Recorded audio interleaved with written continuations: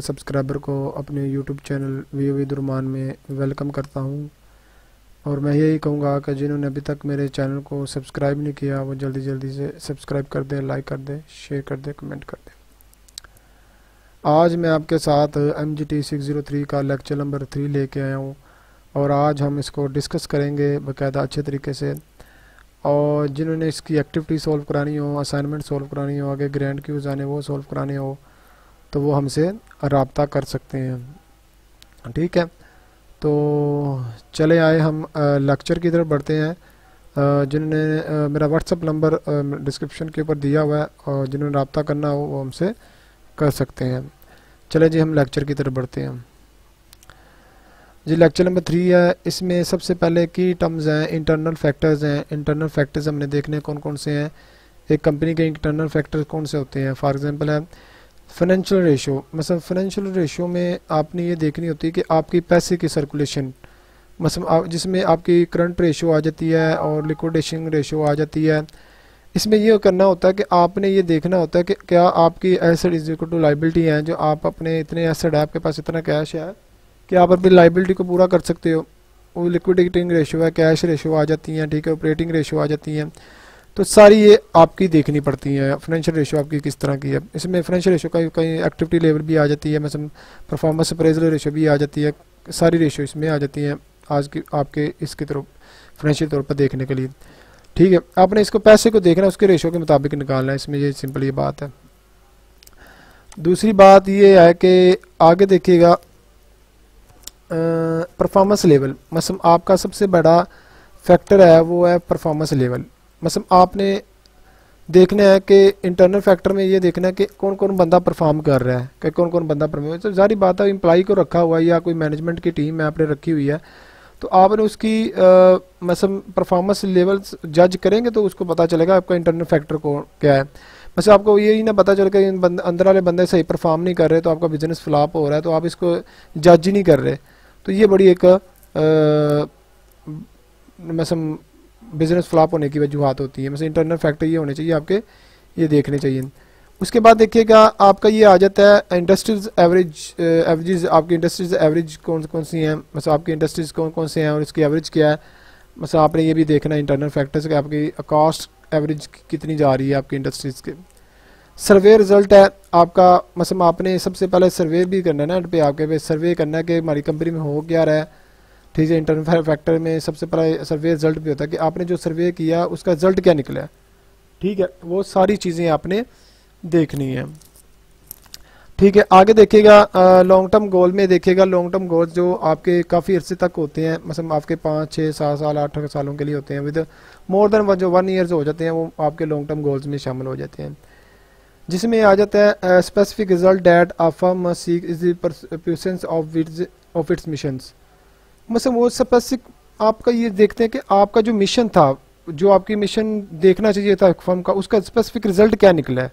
मतलब उसके रिजल्ट क्या होंगे लॉन्ग टर्म में, ये आपने देखना। जो आपने मिशन बनाना है आपने ये बाज़ में रखिएगा कि आपने एक तो अपने फर्म की प्रेजेंस देखनी है कि आपकी मिशन की, कि आपकी उस स्पेसिफिक मिशन के बाद उसमें जो आपने मिशन बनाना लॉन्ग टर्म पर्पज़ के लिए।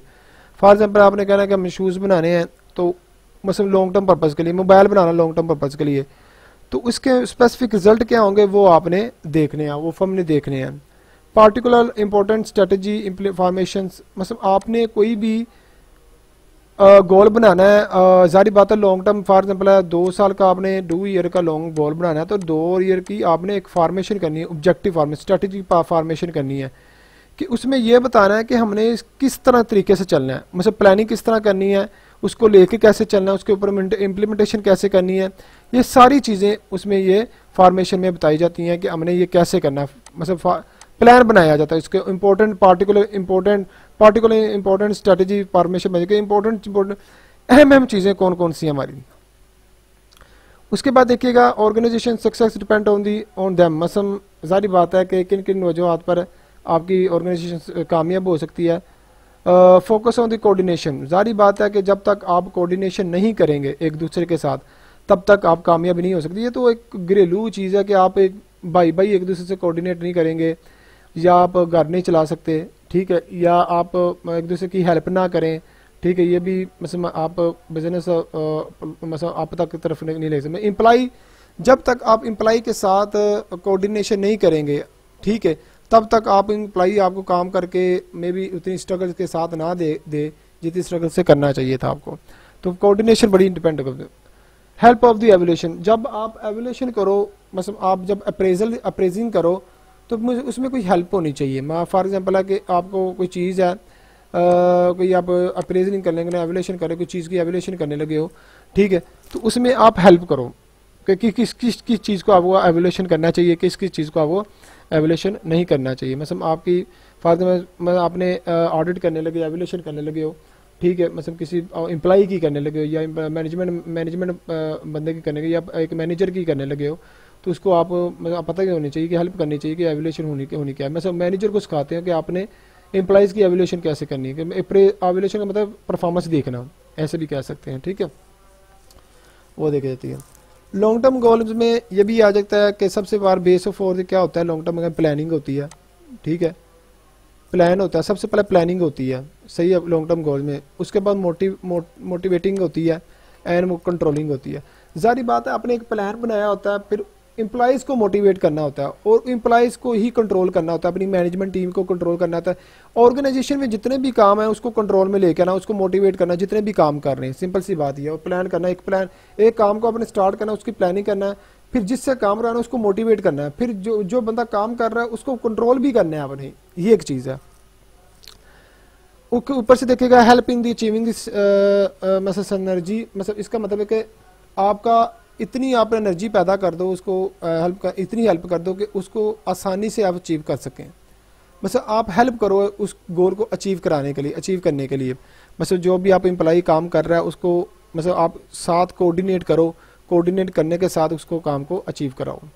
Useful for the state direction, मतलब आपकी स्टेट डायरेक्शन बिल्कुल यूज़फुल होनी चाहिए। मतलब आप ये नहीं है कि आपकी मुफीदमंद होनी चाहिए ना आपकी मतलब डायरेक्शन, ये नहीं है कि कोई कुछ काम कोई और आपने बताया कर कोई हो रहे हैं तो ये डायरेक्शन नहीं होती। तो यूज़फुल डायरेक्शन होनी चाहिए जो आप करवा रहे हैं। Long term stand for more than 1 year, मतलब लॉन्ग टर्म जो स्टैंड होना चाहिए मोर देन 1 ईयर होना चाहिए। मतलब 1 ईयर का नहीं, मोर देन 1 में 1 साल 2 साल 3 साल 4 साल का होना चाहिए। आपने कोई भी लॉन्ग टर्म गोल बनाना है तो 1 ईयर का नहीं, 2-3 साल का उसने कहा।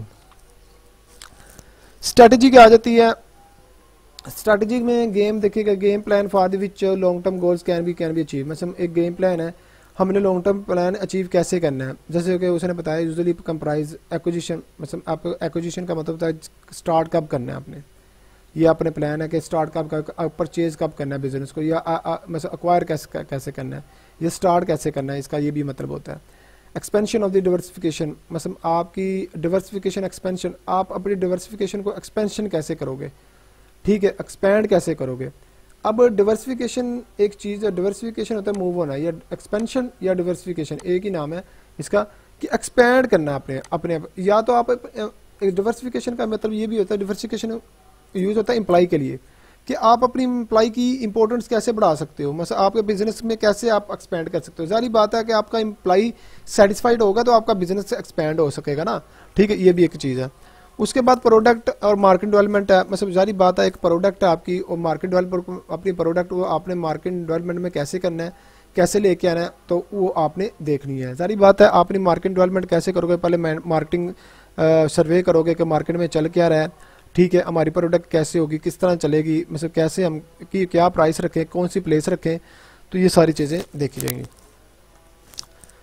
स्ट्रेटजी में देखिएगा usually comprise of marketing penetration, market penetration में आ जाती है कि आपकी जहां आपकी मार्केट पेनिट्रेशन का होता है जहां आपके कंपेटिटर बहुत ज़्यादा हों, जहां आपको लो प्राइस रखनी पड़ती है, ठीक है, ये एक चीज़ देख देती है, ठीक है।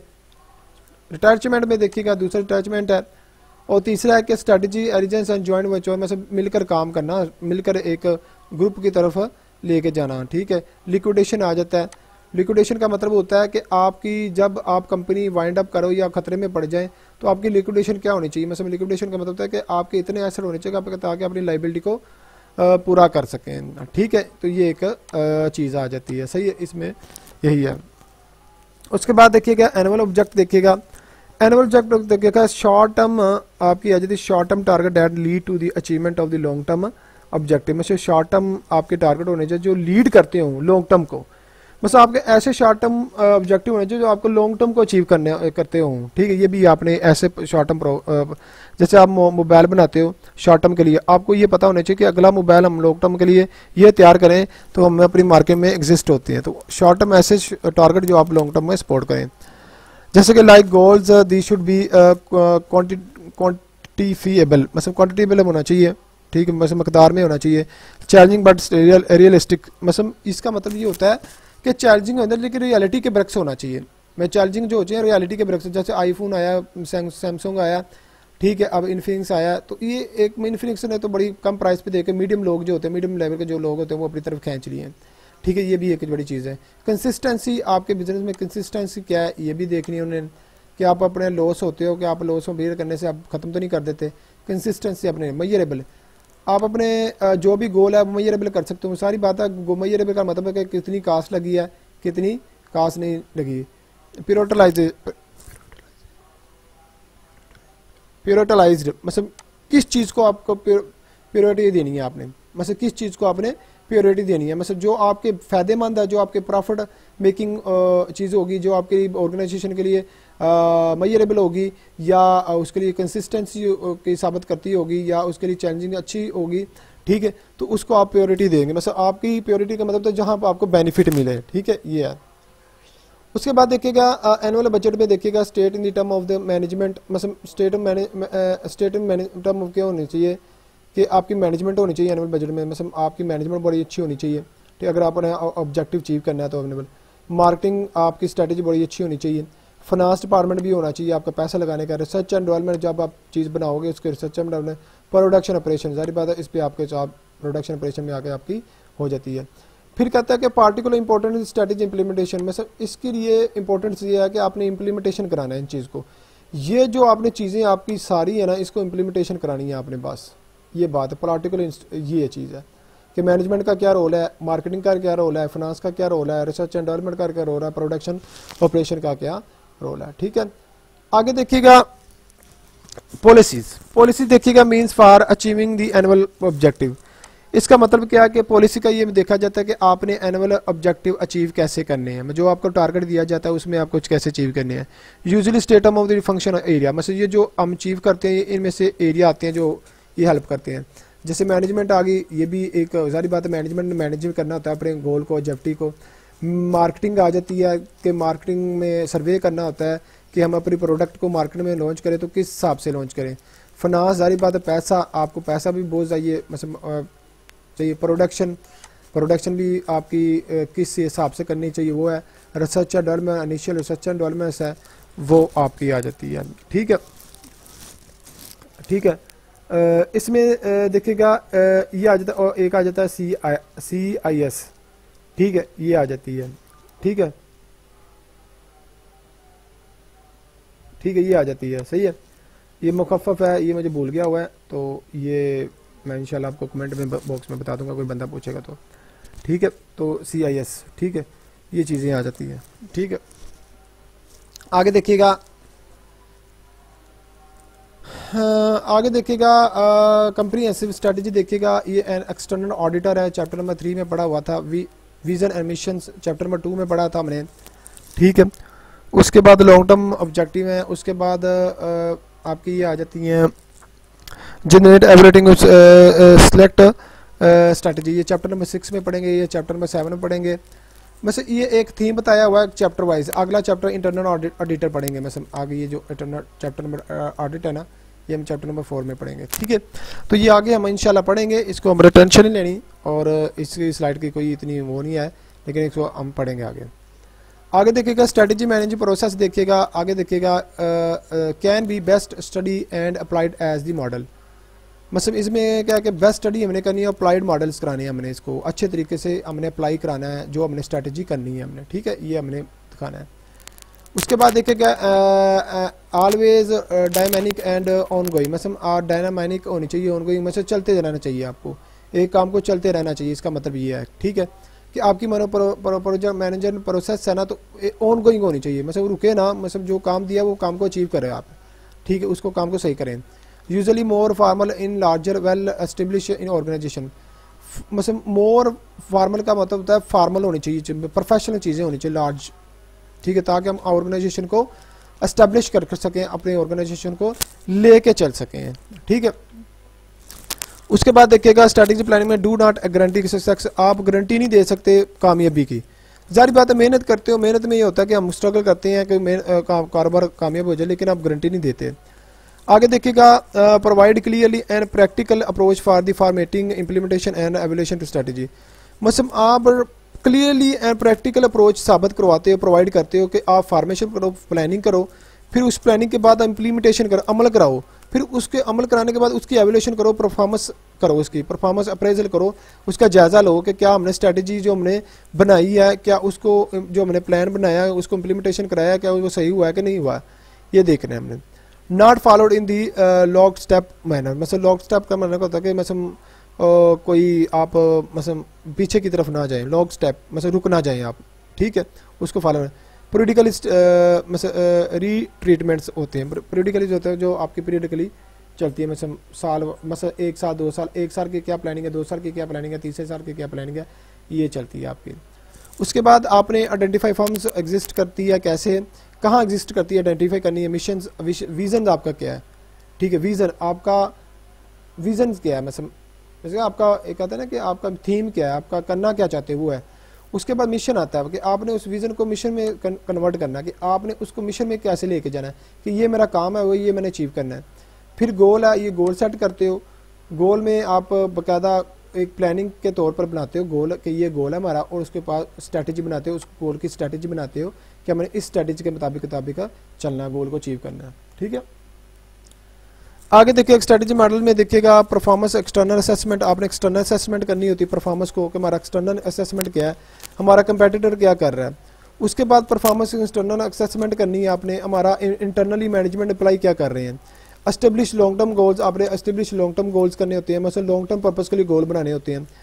Generate evaluate and selective strategy, मतलब आपने जनरेट करनी है, आए दिन जनरेट करनी है, एवुलेट करनी है, स्ट्रैटेजी नई से नई बनानी है आपने, ठीक है, और सिलेक्ट करना है, नई से नई स्ट्रैटेजी बना के सिलेक्ट करना, उसको एवुलेट करना है कि हमारे लिए सही है कि नहीं सही, फिर उसको इम्प्लीमेंट कराना स्ट्रैटेजी को, ठीक है, ये चीज़ है। और मैयर एंड एवुलेट स्ट्रैटेजी, और हमने इसको मैयर भी करना है और उसको एवुलेट स्ट्रैटेजी को भी करना है। मतलब मैयर कहता है इन टर्म ऑफ मनी, कि क्या हमारा खर्चा कितना लगेगा, स्ट्रैटेजी जो बना रहे हैं उसको मैयर कैसे कर सकते हैं, कितना खर्चा लगेगा, कैसे कास्ट लगेगी, उसको अब एवुलेट करना है कि जो हमने कास्ट सोची थी उसके मुताबिक ही काम हुआ है कि नहीं हुआ, ये सारी चीज़ है। उसके बाद देखिएगा productivity in shaping firm in the future, आपकी प्रोएक्टिव मतलब शेप होनी चाहिए। मैं प्रोएक्टिव का मतलब होता है safe shaping of the firm, जहाँ आपकी फर्म बेनिफिट स्ट्रेटेजी प्लानिंग करके जहाँ आपकी फर्म बिल्कुल सेव हो प्ले फ्यूचर में, जहाँ आपको एग्जिस्ट करती हो। इनिशिएट इन्फ्लुएंस एक्शंस, मतलब फ़ौरन, तो अगर कोई आपको लगता है कि डाउट है उसके ऊपर फ़ौरन एक्शन लेना चाहिए आपको, ठीक है, फ़ौरन एक्शन लेना चाहिए। फार्मुलेट बेटर स्ट्रैटेजी, मतलब अच्छे तरीके से स्ट्रैटेजी बनाएं आप, अगर आपको थोड़ी गलती होगी फिर फार्मुलेट अच्छे तरीके से करें।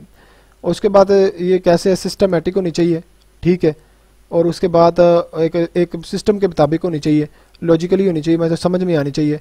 रैशनल अप्रोच, मतलब रैशनल अप्रोच में अक्ल में हर बंदा समझ सके उस अप्रोच को, ये चीज़ है, ठीक है। तो ये आपका आगे देखिएगा फाइनेंशियल बेनिफिट देखिएगा। फाइनेंशियल बेनिफिट में ये जो आपके बेनिफिट है फाइनेंशियल तौर पर आ जाते हैं। इम्प्रूव्ड प्रोडक्टिविटी, मतलब आपका आप जो अपने प्रोडक्ट बनाइए उसको इम्प्रूव करके आप अपनी फाइनेंशियल बेनिफिट से टेक, मतलब शुरू से चीज़ नहीं बनानी पड़ती, उसको इम्प्रूवमेंट कर सकते हो प्रोडक्टिविटी। इम्प्रूव्ड सेल, आप अपनी सेल को इम्प्रूव कर रहे हो, फाइनेंशियल बेनिफिट ये आपका, ठीक है। इम्प्रूव प्रोडक्टिव प्रॉफिटेबिलिटी, आपकी प्रॉफिटेबिलिटी इम्प्रूव कर रही है, तो ये भी आपको क्या फाइनेंशियल बेनिफिट है, ठीक है। तो ये आपका आज का लेक्चर था। तो मैं यही कहूँगा जिन्होंने अभी तक मेरे चैनल को सब्सक्राइब नहीं किया वो जल्दी से सब्सक्राइब कर ले। अगर आपको ये लेक्चर लगा अच्छा तो कमेंट करके ज़रूर बताइएगा ताकि मैं आगे लेक्चर अपलोड कर सकूँ। Thank you so much. अल्लाह हाफिज़।